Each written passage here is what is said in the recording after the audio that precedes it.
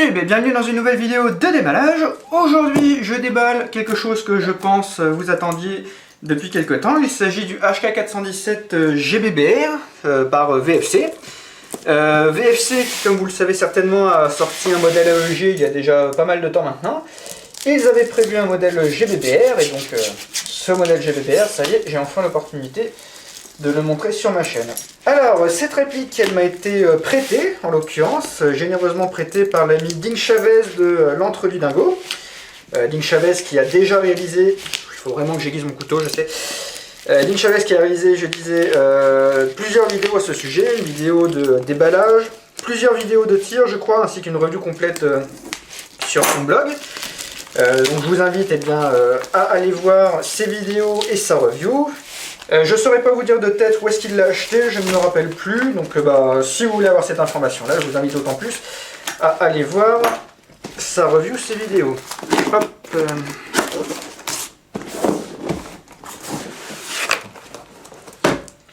Alors je crois que le packaging est à peu près d'origine. Alors là visiblement j'ai le droit à 3 chargeurs, mais la réplique n'est bien sûr livrée qu'avec un seul chargeur. Par ailleurs, je crois me rappeler également que les chargeurs d'origine ne possèdent pas de fausses cartouches, mais en fait il s'agit d'autocollants. Donc ça, ce sont des rajouts qui ont été faits par Ding Chavez. Donc voici la réplique avec 3 chargeurs en tout. Donc j'insiste encore une fois, la réplique n'est livrée qu'avec un seul chargeur et sans autocollant de fausses balles. Donc ne vous étonnez pas si vous achetez la réplique et qu'il n'y a qu'un seul chargeur sans autocollant. On a également cette clé de réglage du hop-up. Et donc là nous avons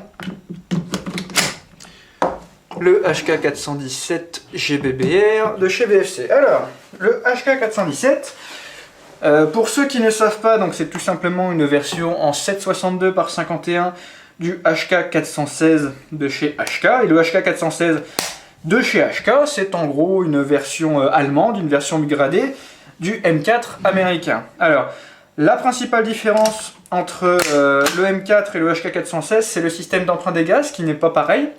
C'est-à-dire que sur le M4, en fait, vous avez le système d'emprunt de gaz, donc c'est-à-dire que vous tirez la cartouche, ça produit des gaz qui poussent la balle à travers le canon, et en fin de canon, en fait, vous avez une partie des gaz qui remontent par un conduit situé au-dessus du canon. Ces gaz voyagent à nouveau en demi-tour jusque à la chambre, et lorsqu'ils atteignent la chambre, eh bien, la pression pousse l'ensemble mobile en arrière, ce qui réarme le M4, ça rechambre une nouvelle cartouche, etc. Ce qui se passe sur un HK416, c'est que plutôt que les gaz ne reviennent directement dans la chambre, en fait les gaz poussent un piston, et c'est ce piston qui vient pousser l'ensemble mobile. L'avantage étant qu'il y a beaucoup moins de gaz qui atteignent la chambre, et par conséquent ça va encrasser beaucoup moins vite la chambre. C'est-à-dire que ça permet par conséquent d'augmenter la fiabilité de l'arme, puisqu'elle s'encrasse moins vite. En tout cas, ça c'est la théorie. Après, dans l'absolu, je ne suis pas armurier, je ne sais pas si dans la réalité ça se vérifie vraiment. Mais c'est donc l'intérêt en principe du HK416 par rapport à M4. Bref, je diverge, et diverge c'est énorme. Ici, donc, nous avons le HK417 GBBR par VFC, qui a suivi le modèle AEG qui est sorti il y a déjà quelques années. Et comme vous le savez, j'ai des a priori plutôt négatifs sur les GBBR VFC, puisque j'ai jamais été très convaincu. D'une façon générale, les GBBR VFC n'ont pas une super bonne réputation. Moi-même, j'ai acheté au moins 2 GBBR VFC. On a le MP5 SD que j'avais acheté, que je n'ai jamais réussi à faire fonctionner correctement, et j'avais l'UMP45 qui lui fonctionnait à peu près correctement, mais bon, il n'était pas terrible en matière de cooldown notamment. Et on va voir ce que ça donne avec ce HK417. Un point commun toutefois qu'on peut dire à tous les GBBR VFC que j'ai eu entre les mains, c'est qu'ils ont une excellente finition. Là encore, avec ce GBBR là, ça se vérifie, hein, il est magnifique vraiment. D'ailleurs, il possède la licence, il est distribué par Umarex qui possède la licence HK, ce qui explique que tous les marquages soient présents aussi bien sur le corps que sur le chargeur. Ici, on peut voir à l'avant du corps, ici à droite, même sur le bolt, on a le logo HK. Alors, le seul marquage Airsoft qu'on a est judicieusement placé sur le dust cover. ce qui est plutôt malin parce que on ne le remarque pas trop. Dust cover qui est en plastique, mais soit dit en passant, c'est réaliste puisqu'il est en plastique également sur le vrai. Un petit coup d'œil au chargeur qui est vraiment massif, hein, c'est un très très gros bazar. C'est amusant parce que je suis habitué aux chargeurs de GHK G5 et les chargeurs de GHK G5 sont vraiment très très lourds en comparaison, ça me paraît presque léger. On peut voir ici le loquet qui permet au bolt catch de laisser le bolt en arrière. Visiblement on a voilà un bouton qui permet, si vous le souhaitez, de désactiver le bolt catch et donc de tirer à vide. Check. On peut noter ici la crosse avec le talon de crosse convexe, si je ne dis pas de bêtises, de cette forme-là. Alors il existe un talon de crosse concave, alors je ne sais pas si des versions Airsoft existent, mais les vrais talons de crosse prévus pour les vrais HK417 sont compatibles. Donc si d'aventure vous arrivez à trouver un vrai talon de crosse pour HK417 concave, eh bien sachez que c'est compatible. Hop. On peut voir qu'il y a quelques emplacements à l'intérieur de la crosse. Alors bon, nous on n'a pas besoin de mettre de batterie dans un GBR, mais vous pouvez peut-être y ranger des piles ou des choses comme ça. C'est à vous de voir. L'énorme ensemble mobile, 762 oblige, c'est quand même très satisfaisant de manipuler ce truc-là. Check. En revanche, on entend un gros bruit de ressort quand même.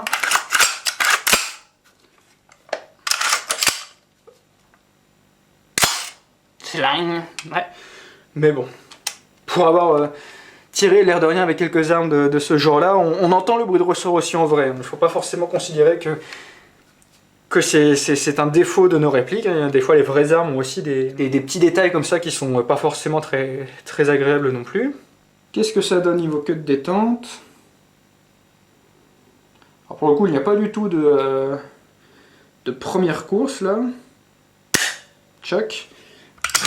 Dès qu'on appuie, ça tire tout de suite, et le trigger reset.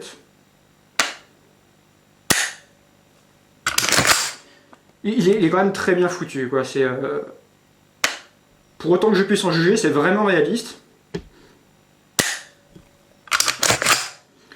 Donc pour les amateurs de réalisme, au moins VFC, ils sont vraiment balèzes, quoi.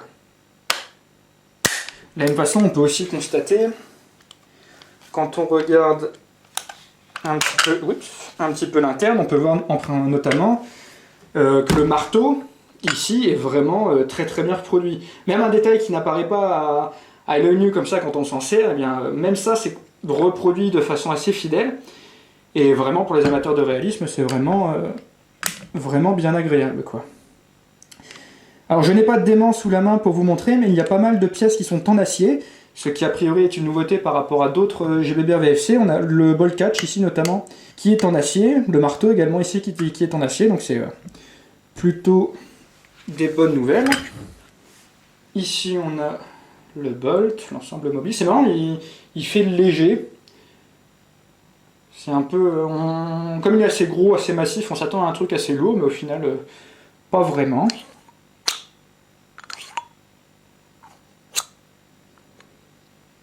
Même le nozzle est plutôt bien foutu, on dirait vraiment un vrai extracteur, c'est bien fichu. Alors je ne sais pas, je vais essayer de vous montrer. Alors l'un des défauts sur ce GBBR, mais c'est le cas pour la plupart des GBBR, mais malheureusement c'est le réglage du hop-up. Je vais essayer de zoomer. Vous voyez, en dessous du canon, il y a un petit orifice par lequel on peut mettre la clé slipant, et c'est ça qui permet en fait de régler le hop-up. C'est-à-dire qu'il faut vraiment prendre la clé qui est là, l'insérer ici, et c'est comme ça que vous réglez le hop-up. Vous voyez, ça oblige à casser la réplique en deux, ça oblige à enlever le faux bol, vous faites un réglage, vous remontez tout, vous tirez, vous regardez si ça vous va, et si ça ne va pas, il faut recommencer l'opération. Et bon, c'est un peu casse-couille, hein, mais c'est comme ça que ça fonctionne. On peut noter que le sélecteur de tir est ambidextre, comme sur un vrai. Par ailleurs, on a aussi le fait que lorsque la réplique n'est pas armée, donc là, je tire, ça n'est plus armé, alors je ne vais pas forcer, bien sûr, mais on ne peut pas mettre la sécurité, mais ça, c'est quelque chose de normal. Il faut absolument, sur ce genre de réplique, que la réplique soit armée pour pouvoir mettre la sécurité. C'est pareil sur un vrai, donc c'est un détail qui est simplement fidèlement reproduit ici. Alors, on va simplement faire quelques tirs à vide, juste pour apprécier le kick.